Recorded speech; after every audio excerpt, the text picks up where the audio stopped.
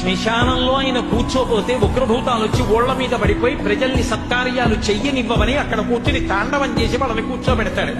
పార్వతీదేవి అడిగింది మహాభారతం అనుశాసనిక పర్వంలో, శుభ్రమైన కైలాసం ఉండగా, ఇంత ఐశ్వర్యం ఉండగా, చింతామణి గృహం ఉండగా శ్మశానంలో ఎందుకుంటున్నారని అడిగింది. అడిగితే ఆయన చెప్పాడు, పార్వతి బతికున్న నాళ్లు అన్ని చోట్లకి వెడతారు, ఏమీ తోచట్లేదు, శ్మశానానికి వెళ్ళొద్దామని ఎవరు రారు పార్వతి.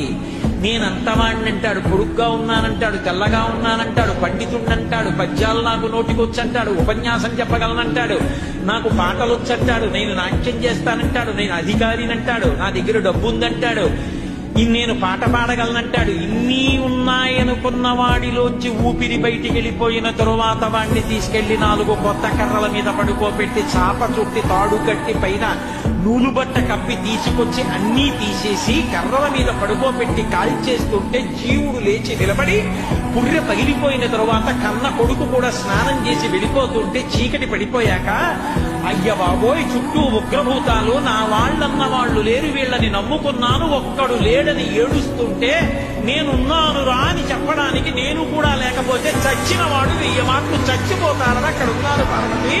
నా కర్మకాలక్కడలేనది.